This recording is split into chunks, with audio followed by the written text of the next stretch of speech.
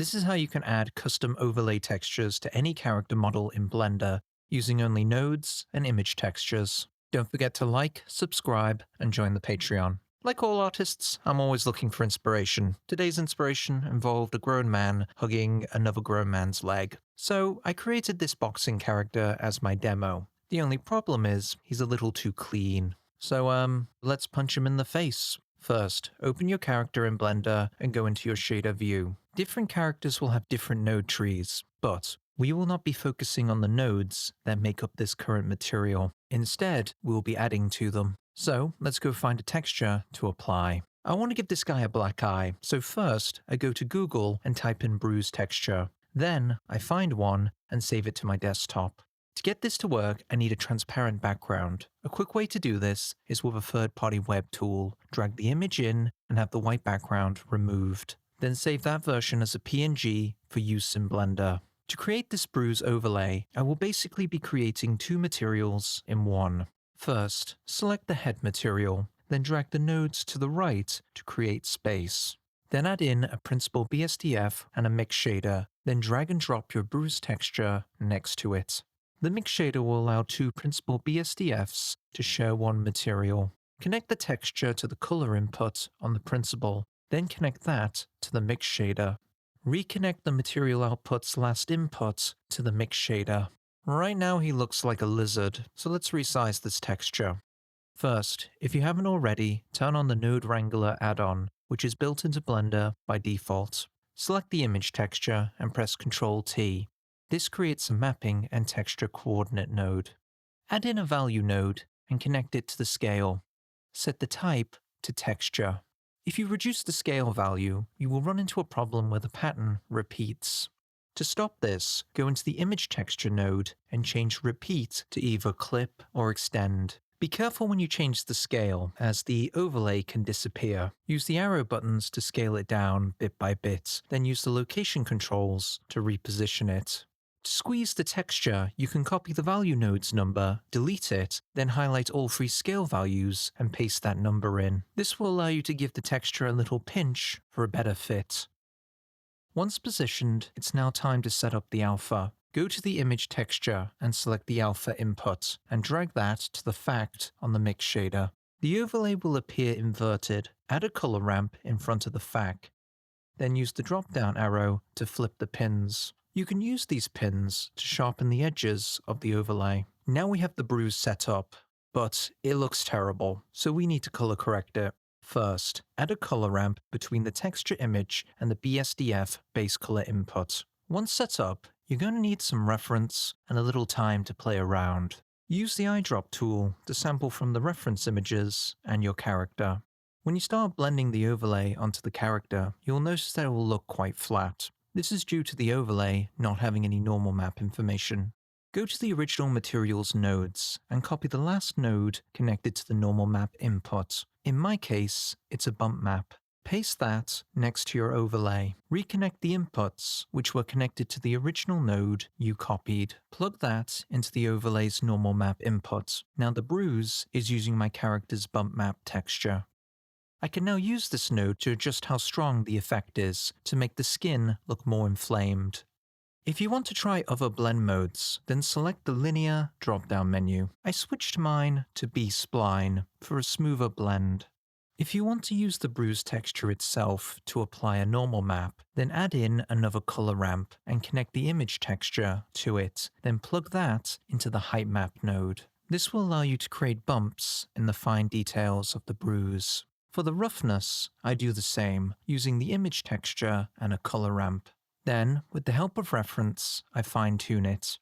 Once all your elements are in place, polish it up, reposition it, and play around with all the settings until you get your desired result. Now I have a bruise, but I want to do more. So let's now add a tattoo, but with a catch. I'm going to use Substance Painter. First, to set up, save your Blender scene, then reset your character to its default T-pose. Then create a new material and remove all your current materials until you just have one material. Then go to File and Export as an OBJ. Make sure Selection Only is ticked. Exit your Blender scene without saving to get your original character back. Open up Substance Painter and drag the OBJ in. Make sure the template is set to Blender and the resolution is 4K.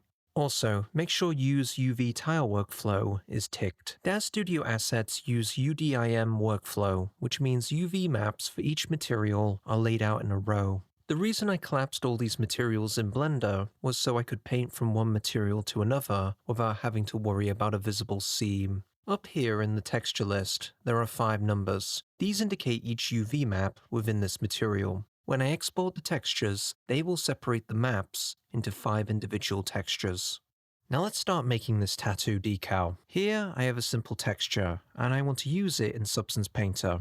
First, I will need to turn it into an alpha, so I use a web tool to invert the texture's background so it's black. Make sure to give the output a unique name. In Substance Painter, drag and drop that texture in. An Import Resource menu will pop up. Set Undefine to Alpha. At the bottom, there is a setting called Current Session. This menu gives you the option to store this alpha in Substance Painter's library. Once you press Import, it will then show up in the asset tray. Go to your layers and create a fill layer. Set its base color to black, then add in a black mask. Select the black mask and scroll down to the Stencil tab. Select it and find your tattoo. It will appear on your screen. Now, you just need to position the camera and paint it onto your character. This will take some time to get right, so play around and experiment. Select the eraser if you want to temporarily hide the stencil to see your result. When you have something you like, use the eraser to trim down the edges and remove unwanted elements. Use the brush settings to fine-tune the edges. When you're done, it's time to export. Go to File and Export Texture. First, select the output directory URL and go to your project folder. Create a subfolder and call it Textures, then go inside it and press Select Folder.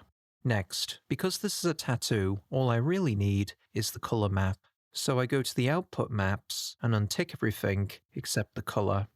Now, there's one last thing I need to do. By default, Blender uses a black and white texture for its alpha maps. This is insufficient for a simple overlay. So, I'm going to create a new Blender output template where the color map has alpha transparency data embedded into it.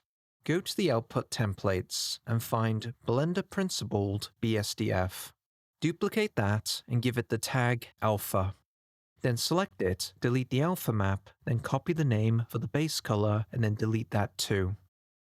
Go up and select the RGB+A button, then paste that name into that new tile.